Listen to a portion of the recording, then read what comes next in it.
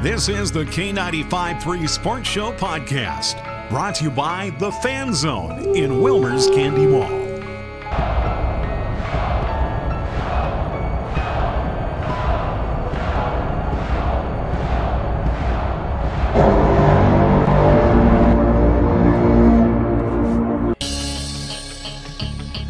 Welcome to the K95.3 Sports Show podcast on YouTube. My name is Beau. I am your host.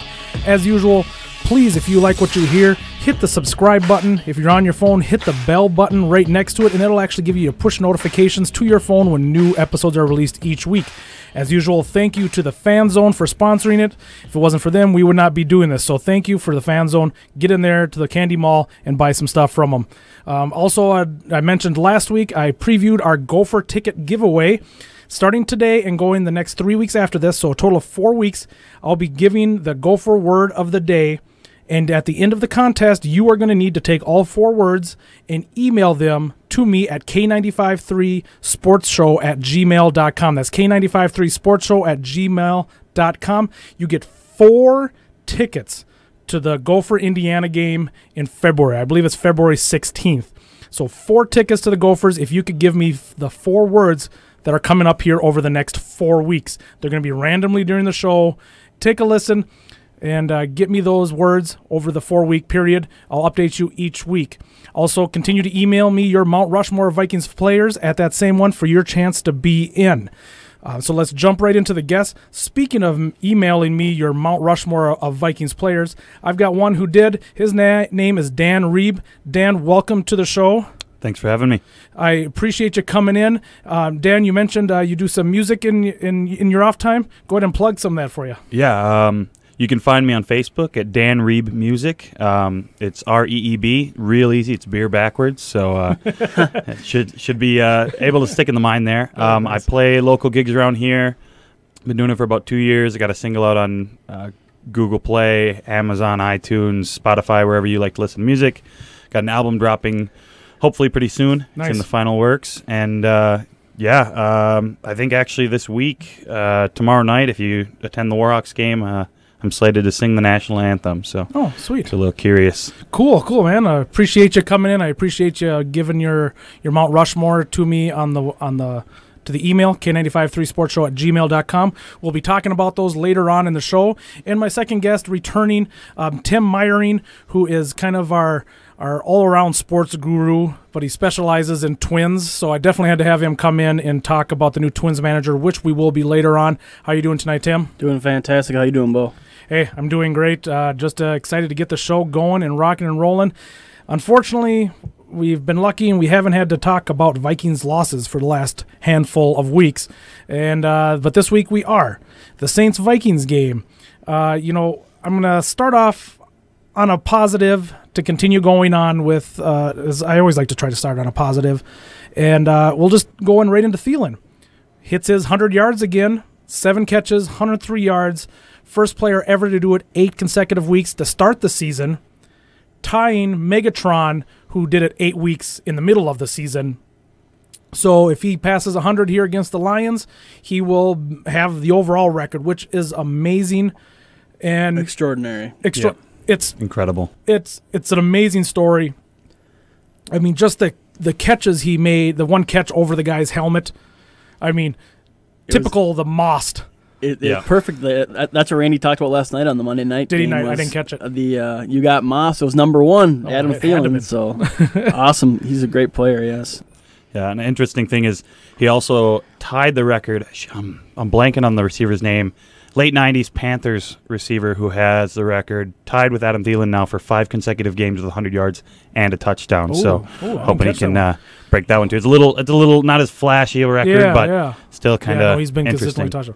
And actually, this was the first game in a while that Diggs outperformed Thielen. Diggs had 10 catches for 119 yards. Yep. He got targeted a lot too. Yep. Yeah, he did. And it was once again. I mean, arguably the best duo in the NFL. Yeah. Oh yeah. I mean, off the top of your head, you try to think of somebody better.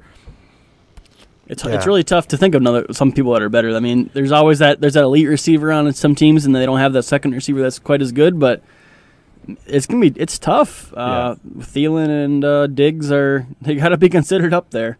Yeah, a lot of people like to throw out Antonio Brown and Juju Smith-Schuster, but that's a good point. And they're really good. I think Diggs takes the cake on Schuster, and Brown has more of the physical tools, and he's got the longer history of being in that elite receiver. But this year, right now, Thielen's got him in the production, and I know a lot of that has to do with kind of the drama going on in the Steelers locker room, and they're just not really clicking like the Steelers of old. So much drama, yes. But as a duo, you can't really put them on the same page. Schuster has the big playability, but he's not that guy where you can consistently go to him just like you can with either one of Diggs or Thielen. So.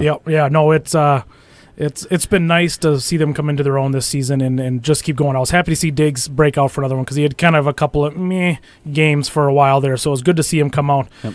And unfortunately, our next topic is talking about a couple of bad plays, which, if you ask me, are the only reasons we lost the game is the two bad plays. We got shell-shocked. Yep. It was kind of like the Buffalo game. The Buffalo game, it was within the first 5 to 10 minutes of the game, and we were just on our heels. Same with this. End of the first half, and then into the second half, it happens almost right away.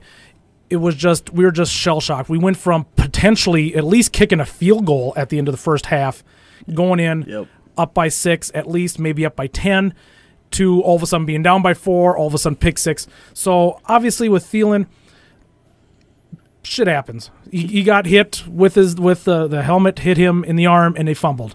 Yep. It's not the end of the world. He's given a gimme. He's earned it so much this year that something like that happening is. I mean, we're not gonna let it go because I think it was a major turning point in the game and turned a lot of the momentum. But I mean, he's been so good this year. I mean, we'll kind of just. It happens, I guess. Yeah, and a fumble's rough. I think an even kind of harder to really judge or gauge, but I think an even worse part on that play was Treadwell did a really good job getting down and getting back and putting pressure on and making sure that it wasn't a return for a touchdown. But then when he threw his helmet, that just showed for me the game was a lot of miscues and poor discipline on certain things, which I mean when we get to the Diggs miscue, it's the same thing. But throwing your helmet, giving the team 15 yards after a big gain, that's the difference between being on the 18 and being on the 33 and being just on the edge of field goal range. So that gave them half the distance to the goal just about, and a field goal there I think is a lot easier to recover from than a touchdown, and we gave them that touchdown and they're up, instead of 1 point they're up 4 points. That's a touchdown game, not even just a one-score field goal. So it was got to clean that up. Yeah, no, it's exactly. It was very disappointing to Treadwell. He's done better with his catching since the Green Bay game, and even though people on my Viking fan page, MN Vikings fan page on Facebook, still I have a lot of people on there. They're like, get rid of Treadwell, get rid of Treadwell, get rid of Treadwell, and I'm like, he had the one bad game. I understand that, but he has looked decent for a third string. He's wide been receiver. respectable. Yes. Yeah. Yep. It's could he do better? Yes. Could he do worse? Yes. He's not Diggs, he's not Thielen, and we don't need him to be Diggs or Thielen. Right. We just need him to get in there and give a third option when we need it. And not be a bonehead, which he did. Unfortunately, he did do. Right. And to be clear, I'm not railing on Treadwell either. He obviously has not lived up to the first round billing, but he had an incredible play to get back there on a 35-yard return on the fumble recovery, and to not give up on the play. A lot of guys would just be like, "Oh, he's gone," and just watch him run in the end zone. But it was that discipline afterwards, that boneheaded play, like Tim was saying. You can't do that in the National Football League. Any yard given is a big mistake. Yeah. So, speaking of things that you shouldn't be doing in the NFL, is what Diggs did when Cousins was scrambling to his right and Diggs was running the same direction. The rule is if your guy is scrambling to either side, right or left, and you're running with him, you continue to run with him. Right. If you get to the sideline and you think then you can come back in, well, that's fine because you're to the sideline and you can't go any further. But the fact that he decided to stop and try to bring his route back in, total bonehead move by mistake, Diggs. Very much mistake. Yes, that was another one of those plays that was just it was a heartbreaker for us. We already had the first one with Thielen, and then our other top player does I understand it wasn't Cousins did the throw. I understand that, but you got to put more of the blame on Diggs. At least I think you do. Right. That's another one of those miscues. I think the team showed some flashes of what we've been building throughout the season, but it just was another one of those just kind of ugly games. And to stop running there, that's not a Diggs, usual for him to do. It was just a dumb play. Yeah. So I don't know if he thought Cousins would down, but that really should not change anything for the route runner until the whistle blows. You got to keep, stay on your assignments. It's just a bad play, and he had a really good game besides that, but that's one or two plays can kill a game in the NFL. So. It is, and that really was the difference.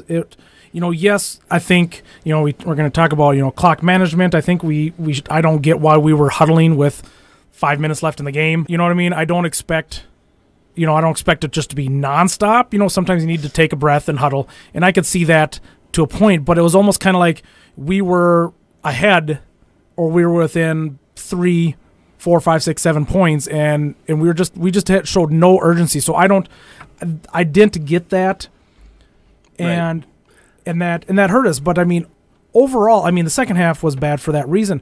But overall, we just totally outplayed New Orleans. We did, yeah. and that's what angers me so much. Yeah, we outplayed ourselves. We too, should have. Yes, the clock management was. I thought there was a couple instances, especially with the first half when it was ending, when we had 2 timeouts left, 30 seconds left. I thought we should have tried something there. I mean, I get we didn't try it, but we should have probably done something there. And then in the second half, we had a couple instances where we, like Beau said, at the end of the game, when we weren't doing great clock management, and I wouldn't say it was bad clock management, but it was definitely poor clock management for sure. Yeah. You gotta show some urgency. The end of halftime, 30 seconds, 2 timeouts. I'm not totally. A lot of people were pissed off about that they just kind of kneeled the ball. I'm not totally angry about it, just because we just had that shell shocked of the return, close to having a touchdown. It may be the players are just needed a break after that point. I felt, and so I'm not horribly against that. Would have been nice to see them try a couple plays. Well, yeah, it always is. But we're fans, so we always want more. Yeah, and I think it's just exactly. it's interesting because it kind of counterplays our play calling on fourth down was very aggressive, and Zimmer even said he told the guys he was going to be aggressive. And then at the end of the half, they choose such a conservative approach. Yeah. It was just interesting. I don't necessarily disagree either, because when the momentum switches, if you've ever played sports, you know that sports, a lot of times there's a head game to it. And when that momentum flips, you need to just step back and walk away. I play a little bit of goalie. I'm nothing special or anything like that. But, my uncle who got me into goalie told me the minute you start thinking about the last goal is the minute you'll let in the next one. And football's no different. If you've got this big play that just went for the other team, you're looking good. Thielen fumbles it. They return it. Kamara goes in on the corner there on the end zone. And, maybe you just need to get out and try and recoup and come back after halftime, get your head right. So I'm not really against it. It's just it was a weird dichotomy of really aggressive on certain things and really conservative on others. Yeah. So and I do like going for it on fourth down and for the first touchdown to Diggs. I was surprised that they went for it in the second half, but the defense held them to 3, which is great. Our defense was doing great. Only, like I said, only 207 total yards, only 164 pass, and 106 rush. We didn't have any sacks. Breeze was doing a lot of quick drops, and he was getting the ball out very, very fast, something that you don't normally see. They talked about it during the show, during the game. He didn't throw it beyond 20 yards at all during the game. Even though we didn't have Barr, even though we didn't have Rhodes, they weren't testing us deep, which I thought was odd. Crazy, actually. Yeah, With the way Breeze is holding Drew Brees to 120 yards is with our suspect defense. With Barr and Rhodes out, you think they would target? Yeah, why would you not go after Holton Hill? Yeah, go after Holton Hill. Why would you not? He had a pretty decent game. He played well. He played real well. And it's just that just shows that we outplayed them. You take away those 2 plays, and I think we would have dominated them. I mean, if those two plays did not happen, if we would have just kicked a field goal and maybe thrown an incomplete pass and punted on the Diggs interception, it would have been a totally different game. And I've gone back, and I was going on back and forth with some idiot on Twitter, which of course is my first mistake. but he was trying to say that we didn't outplay the Saints, and I'm like, what are you talking about? 100% outplayed the Saints. Yes, we did. Do you not have eyes? Do you not have any football IQ at all? It's basically what I was telling him. I was like, I could not listen to your opinion anymore because it was just garbage. But it was a disappointing game. I hate games where we look like we should have won and then we just shot ourselves in the foot. You know, it's the classic. Did the Saints win or did we lose the game? We lost the game. Yeah, right. Big time. And so, you know, we'll see what happens coming up with the Lions here. We'll be talking about them here in just a second. But let's. Did you guys have any other kind of thoughts on the game? I thought there were some good things to look forward to. The fact that Holton Hill played pretty well in Rhodes' absence just kind of helped solidify that depth. I know the depth is being tested with Hughes being out for the season and being on IR. And then on the first interception of Drew Brees on the season for Harrison Smith was a play completely made by Stephen Weatherly. Yep. So to see him each week getting better and better, that's huge. Weatherly has been really surprisingly good in Everson's absence. Yes. And it seems like he just needs to take that next step to finish. Yep. Like he gets to the quarterback, he just can't finish. Right. Correct. And of course, it was nice to see Everson Griffin back. You know, he played, I think, about 2/3 of the snaps. About that, I think I saw. And so it was good to see him back out there. Obviously, it's going to take him a game or two to get back into the swing of things. But it was nice to have him back. And I made a comment on previous shows. You know, I want to see him more on the left side, and I want to see Daniil Hunter back on the right on the right defensive end because he was just. Hunter was dominating on that side. Yes, yeah, as a monster. Yeah, so that's kind of what I want to see happening also. But let's go ahead and get into the next game. Vikings Lions. Of course, now we won't be taking on Tate. Tate was traded. Golden Tate traded the Eagles today. He is an absolute Viking killer. Golden Tate has. I don't know what the last couple of years, averaging 99 yards and a touchdown against us or something like that. It's just crazy how good he's been. I'm so happy not to see him. Yeah. That was a big surprise. I think out of all the craziness that went on with the trade deadline this year, that one was that was kind of surprising. Last night they were saying that there's 90% chance he would not be traded, and he got traded today. So somewhat surprising, but you know, we're glad we're not facing him. So I'll take it. And you know, the Lions are just such a Jekyll and Hyde team. Well, for sure, yes. Get their butts handed to them by Seattle, but then beat the Patriots. Right. And both at home. Mm-hmm. Yeah, both of them at home. So I mean, it's not like they went to Seattle and lost to Seattle. Yep. They're both at home. They beat the perennial greatest team, greatest coach, greatest quarterback of all time indoors, but then they can't handle Seattle. Yep, it's funny. That's football for you. Yeah, that's that's the Lions. Yeah, that's the Lions. That's precisely yes. So what needs to happen for the Vikings to win? What do you think, Tim? When we established the run against this Detroit defense, they're brutal against they're really bad against the run. They just acquired Snacks Harrison, I understand, from the Giants, which definitely will bolster that. But, man, we got to take advantage of this. Latavius looked pretty decent. Rock Thomas is taking advantage of his touches, so is Boone. I mean, put these guys, run it down the Lions' throat, see how it goes there. I know the Lions have a couple decent corners. Corner safeties, yeah. Safeties, Quinn and Slay. Yep. Both played pretty well against us, and there's also that Slay versus Diggs Twitter battle that they have going on over the years. I think what we need to do is establish the run, which we just have to do right from the beginning of the game. Have good time management, good clock management. Obviously, throw the ball as well, but running the ball would not be a problem here. Right. Anything you want to add to that, Dan? Yeah, I agree 100%, and I'd also like to add on the flip side of that, we need to stop the run. The Lions, they're having arguably their best running season in years. Gary Sanders' time, probably. Yeah, oh my goodness! Basically since then. Oh yeah, for sure. And this year they are 1-4 when they don't have a 100-yard rusher, and their one win was against Green Bay in Week 5. where Mason Crosby handed them 4 missed field goals and a missed point after. So that doesn't happen every day. So without, arguably one of the greatest kickers playing in the league right now, having just one of the worst outings that you've seen in a couple decades. Dreadful, yes. They haven't won Yep. with less than 100 yards from their top back. And so if we can limit that, it really helps having that line that we have with Linval Joseph and having Tom Johnson back, and Sheldon Richardson's been playing solid. If we can limit their run and we can get pressure, if Weatherly keeps getting better, Hunter keeps playing the way he's playing, Griff gets back into his form, and we just put that pressure on Matthew Stafford.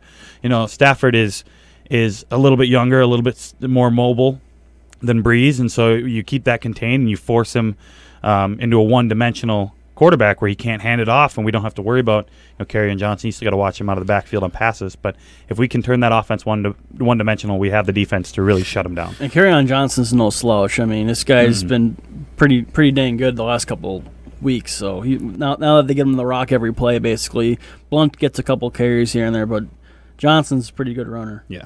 He's real good. Yeah. I like what your guys' thoughts for what the Vikings need to do to win and stuff like that. I feel that with Stafford is just, I don't know. I'm not too worried about Stafford anymore. I feel like he could still have a good game here and there, but he's not what he was. Makes mistakes too. Yes. Yeah, he's not what he wasn't what he was 4 or 5 years ago. Even he seems like he's on the decline. Yeah. Or maybe that's just the Lions. Maybe he's just sick of being on the Lions, so he's just he's a victim of the Lions. Yeah, precisely. Yeah. So, before we get on to what needs to happen for the Lions to win, the word of the day for the Gophers: telephone. Telephone is the word of the day for the Gophers. Go ahead and remember that and add that with the other 3 throughout the next 3 weeks. I will not give you the rundown every time. I'll just give you the word each week for the following weeks. But remember, email those to K953sportshow@gmail.com at the end of the 4 weeks. So the word of the day is telephone. As far as what needs to happen for the Lions to win is, I think, what happened for the Saints to win. I think the Vikings, just have to shoot themselves in the foot. Yeah, that's a good point. Yes. I mean, if we play our game, if our defense plays the game that they can play, and our offense plays the game that they can play, we can beat anybody, anytime, anywhere. It's just shooting ourselves in the foot, stupid mental mistakes. Turnovers. Yes. This can happen this week. Yeah, that's what I feel needs to happen. The Lions need to force the turnovers. Like I said, they need to force us to shoot ourselves in the foot. And I just don't see their offense doing much against our defense unless they get short field or the defense is out on the field a lot because of our stupid mistakes. You guys either one of you want to expand on that at all? Yeah, I would agree. It's heavily weighted in the Vikings' favor, but the Vikings need to be careful. The Bills game was heavily weighted in our favor too. That's what I was thinking. Yeah, it's kind of the exact opposite of what the Vikings need. If the Vikings are trying to bottle up the run, if the Lions can get Kerryon Johnson established early and get him involved in the run game and in the pass game and just unleash him, especially if Barr's not back. I know Barr had kind of a rough game, especially in coverage on receiving backs against the Rams, but he is normally a very good linebacker. Yep. And so if he's out, that's some pass coverage on Kerryon out of the backfield that we don't have. If Griff's still not back up to speed, and with Xavier Rhodes, Kenny Galladay is turning out to be a really... Yeah, he's actually being kind of pretty good. He's a stud. He's a number 1 receiver in the NFL right now. And Marvin Jones Jr. just had a big game. I know he's a big play type receiver, so he's not really that steady guy. But if you've got Sendejo out, so we've got half of our starting safeties. Harrison Smith is no one to sleep on, but you're half of your starting safeties, and you got Marvin Jones who can take the top off of defense. So we need to just play our game and control our game. If the Lions can get us sucked into their style of game and establish their ground game, then they have a shot to really make it a tough game for the Vikes. Yeah, no, I think it's going to be an interesting game. I believe the Lions are undefeated in U.S. Bank Stadium. I think they've beaten us the last 2 years, right? We have never beaten them at home. How bad is that? And even with our great year last year, they still beat us. So let's stop that BS and get the Lions back to realizing that they're the Lions and that Right. Yeah. they don't deserve to be in the upper half of the NFC North division. That's for sure. Final score predictions. We'll go ahead and start with you, Tim. I think that Detroit's going to implode this week. No Tate to beat us all the time, and I think we'll beat them. And I know it's crazy. I think we'll beat them 37-10. Oh wow, nice. Vikings 37-10. I like it. I think it'll be a little bit closer. I think it's the Vikes game to lose at this point. I'm putting them at 27-17. I just think it's the score doesn't reflect how bad we beat them. I think they get a garbage time score in there and make it look a little closer at the end. Yep. That's pretty close to what I had. I had 31-17. So I think that's kind of hopefully where we're at. And once again, we'll see what happens. And but it's always a fun game to watch, and it's going to be here at home. So let's kick some Lions' butt and get back in the win column before before the bye. The next 3 games are key with us. So we need to get on it fast. Well, that's all we're going to talk about Vikings for now, and we'll jump back into Vikings here after we talk Twins. So let's talk a little Twins manager Rocco Baldelli. Rocco Baldelli. Baldelli, sorry. So Yeah. I still got to use it. Rocco Baldelli. Twins guru.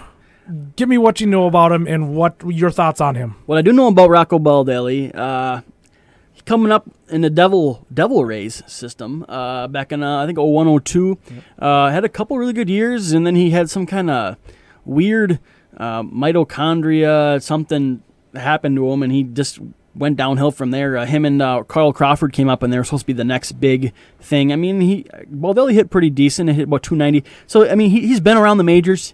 He's a good player. He knows what the players. He knows what it was like for the players. And then immediately after he got out, he spent the last 10 years coaching in different systems, ranging from front office work to infield instructor to first base coach, etc. Stuff like that. He knows the game. He loves the game. And if you saw his interview, I don't know if you guys saw it or not, but his interview was really great with, I should say, his press conference, I should say. It was really, really good. He answered all the questions right. He said what was supposed to be said. He looks really good. I mean, I wanted young. I don't know what people wanted, but I wanted a young guy in there, and I think that's what we got. I think it's going to be a different kind of team.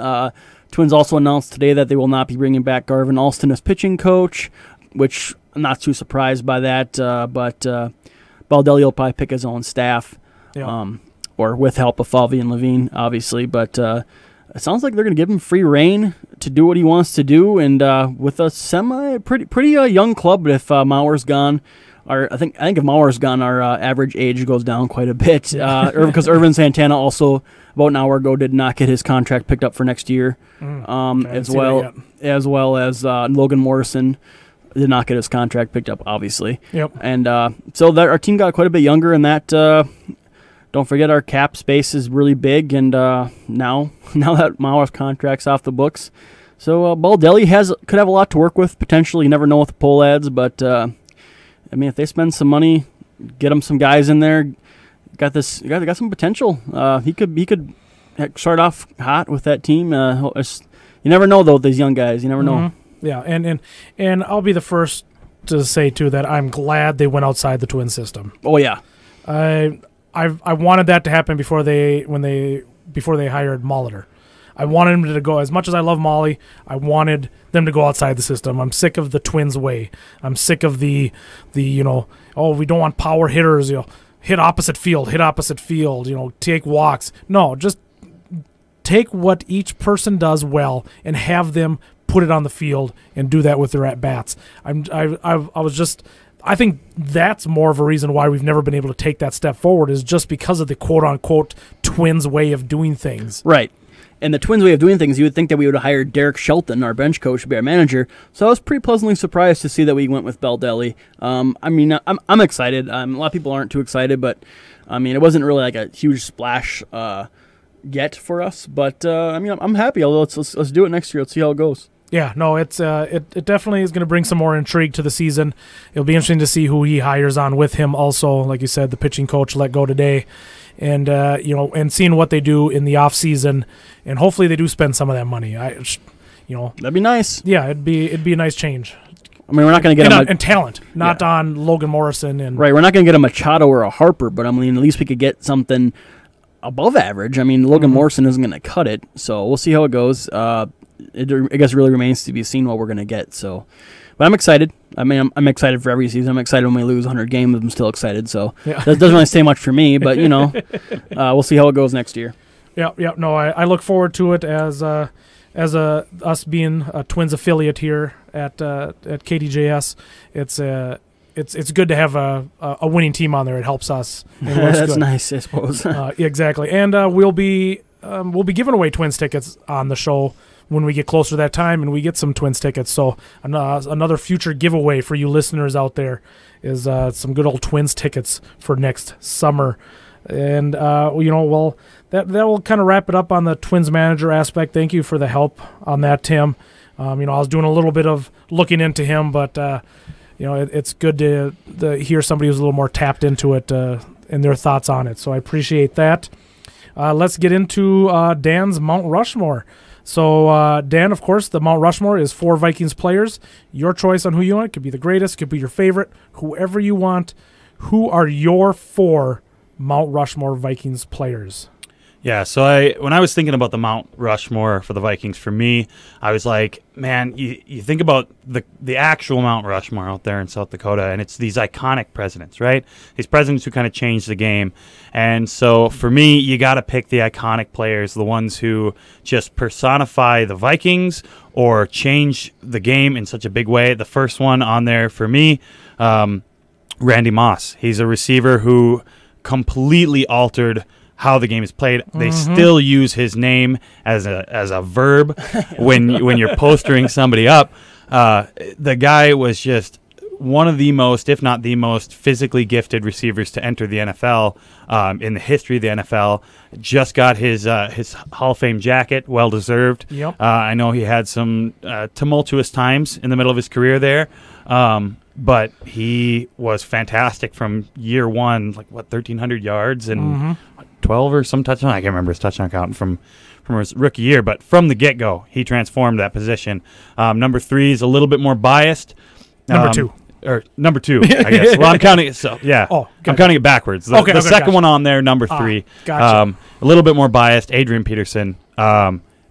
He's still continuing. If you're watching the Redskins out there this year, he is continuing the legacy that he built since he was drafted in 2007.